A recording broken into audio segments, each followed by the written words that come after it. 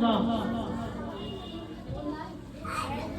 کہ نہیں ہے کوئی معبود برحق سوائے اللہ تعالیٰ کے اور محمد صلی اللہ علیہ وسلم اللہ کے رسول ہیں۔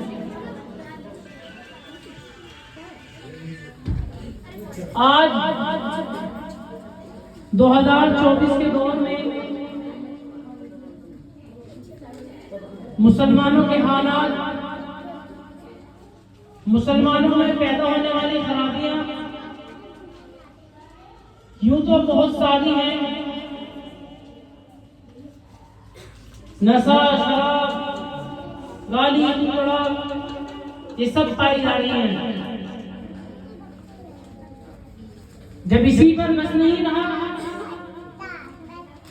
تو مسلمانوں کی سب سے مین خرابی وہ عقیدے کے اندر آئی۔ زبان سے پڑھ لیا لا الہ الا اللہ، نہیں ہے کوئی معبود برحق سوائے اللہ تعالیٰ کے، محمد رسول اللہ، محمد صلی اللہ علیہ وسلم اللہ کے رسول ہیں۔ جب زبان سے کلمہ پڑھ لیا تو عقیدہ اس کے خلاف کیوں؟ جب زبان سے کلمہ پڑھ لیا تو کام اس کے خلاف کیوں؟ جب زبان سے کلمہ پڑھ لیا تو افعال اس کے خلاف کیوں؟ جب زبان سے کلمہ پڑھ لیا تو اعمال اس کے خلاف کیوں؟ کیا ایک اللہ پر یقین نہیں رہا؟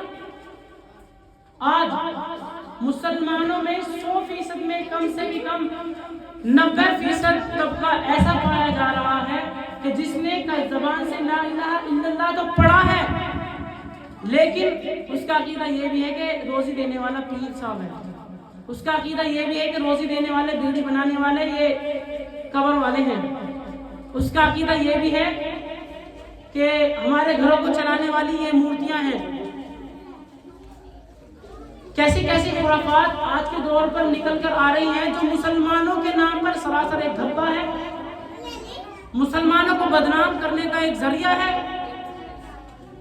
اگر جس نے کلمہ لا الہ الا اللہ پڑھ لیا اور عمل اس کے خلاف کر کے دکھاتا ہے، پیروں سے مانگتا ہے، پیروں کی پوجا کرتا ہے، مورتیوں کو چڑھاوا چڑھاتا ہے، مورتیوں کی پوجا کرتا ہے، تو اس کا اسلام سے کوئی رابطہ نہیں، اسلام سے کوئی ضابطہ نہیں، اسلام سے اس کا کوئی تعلق نہیں، ایمان سے اس کا کوئی تعلق نہیں۔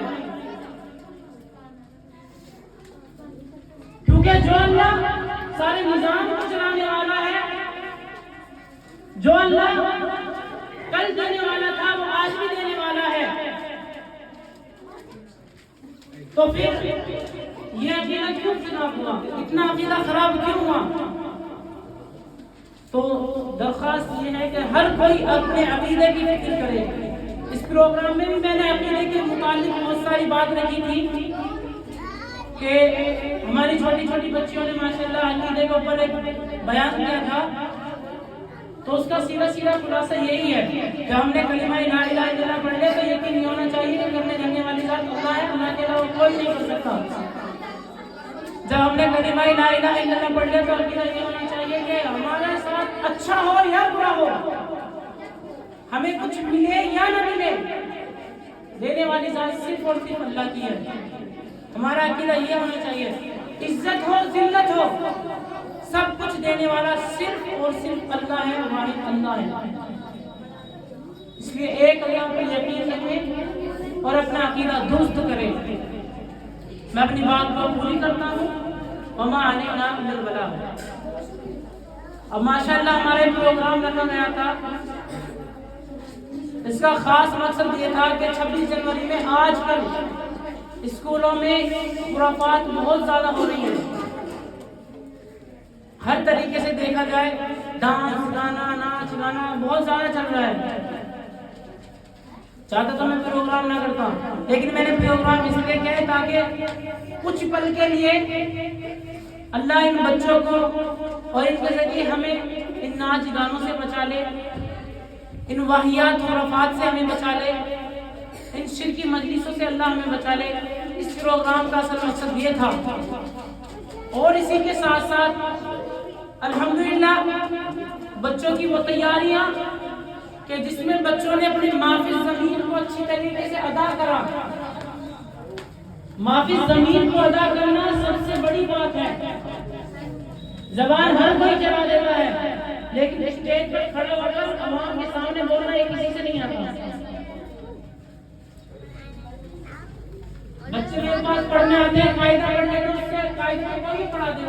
फनकारी कहाँ से आएगी? कुरान कोई ये पढ़ा देगा, फनकारी कहाँ से आएगी? आवाम के बीच में बोलने वाले कहाँ से बनोगे?